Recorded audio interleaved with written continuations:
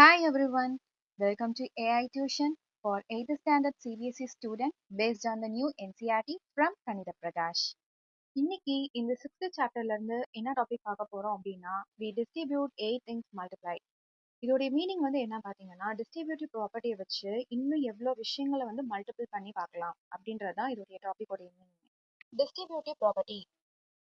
The distributive property is an algebraical property that is used to multiply a single value and two or more value with a set of brackets. Distributive property is the algebraical property. அதாவது என்ன சொல்றாங்க அப்படின்னா நம்ம முன்னாடி 7th ஸ்டாண்டர்ட்ல அல்ஜிபிரிக்கல் expression நம்ம படிச்சிருக்கோம். அதோடைய ரிலேட்டடா தான் இங்க சொல்றாங்க அல்ஜிபிரிக்கல் ப்ராப்பர்ட்டி. அந்த அல்ஜிபிரிக்கல் ப்ராப்பர்ட்டில இருந்து வந்தது தான் இந்த டிஸ்ட்ரிபியூட்டிவ் ப்ராப்பர்ட்டி அப்படின்னு சொல்றாங்க. இதுல வந்துட்டு சிங்கிள் வேல்யூவா இருக்கட்டும் இல்ல 2 ஆர் மோர் வேல்யூஸா இருக்கட்டும் இதை வந்து மல்டிபிள் பண்ணி நம்ம வந்து ஃபைண்ட் பண்ணுவோம். இதை வந்து பிராக்கெட்லாம் யூஸ் பண்ணி பண்றது பேரு தான் டிஸ்ட்ரிபியூட்டிவ் ப்ராப்பர்ட்டி அப்படின்னு சொல்றாங்க. Distributive of multiplication over addition if a, b and c are the three integers. Integers அப்படின்னா நம்மளுக்கு வந்துட்டு பிளஸ்லயும் இருக்கலாம் வேல்யூ இல்ல மைனஸ் டேர்ம்லயும் இருக்கலாம் வேல்யூ. அது பேர் தான் இன்டிஜர்ஸ்னு சொல்றாங்க. அப்ப நம்ம ஒரு 3 இன்டிஜர்ஸ் எடுத்திருக்கோம். என்னென்ன இன்டிஜர்ஸ்னா a, b, c.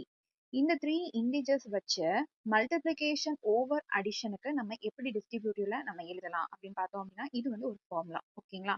a into bracket b plus c is equal to a into b plus a into c. இந்த ஃபார்முலால வச்சு நம்ம ஒரு எக்ஸாம்பிள் சம் பார்த்தோம் அப்படின்னா உங்களுக்கு புரியும். எக்ஸாம்பிள் ஏக்கு வேல்யூ வந்து -2ன்னு எடுத்துக்கிறேன்.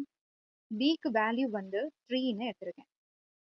சிக்கு வேல்யூ வந்து 5ன்னு நான் எடுத்திருக்கேன். -2 இன்ட்டு நான் ஜஸ்ட் இந்த ஃபார்முலால நான் அப்ளை பண்றேன். ஓகேங்களா?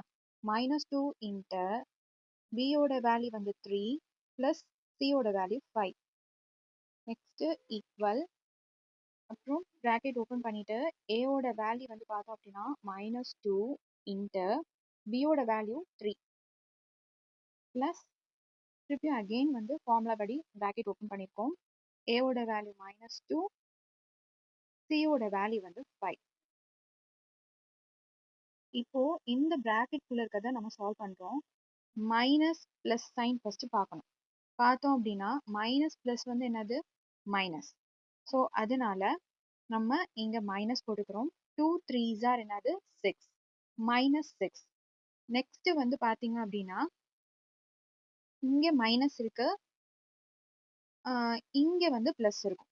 சரிங்களா? இப்போ மைனஸும் பிளஸும் வந்து என்னது மைனஸ். ஸோ -10. 2 5s ஆர் என்னது 10. ஸோ அதனால -10ன்னு எழுதுறோம். இப்போ இந்த ரெண்டு வேல்யூ நம்ம பார்த்தோம் அப்படின்னா மைனஸ் மைனஸ் வந்து என்னது பிளஸ். ஸோ அதனால நம்ம பிளஸ் பண்ணணும். ஃபர்ஸ்ட் பிளஸ் பண்ணோம் அப்படின்னா நம்மளுக்கு என்ன கிடைக்கும் 16 கிடைக்கும். 10 பிளஸ் 6 வந்து என்னது 16. அப்புறம் பெரிய நம்பரோட சைன் வேல்யூ பார்க்கணும். பெரிய நம்பரோட சைன் வேல்யூ என்னது -10. ஸோ அதனால இங்க -16 வரும். நம்ம இந்த மாதிரி தான் டிஸ்ட்ரிபியூட்டிவ் ப்ராப்பர்ட்டில வேல்யூஸ் அப்ளை பண்ணணும். இந்த வீடியோ உங்களுக்கு பிடிச்சிருந்துச்சு அப்படின்னா like and subscribe for more videos. Thank you.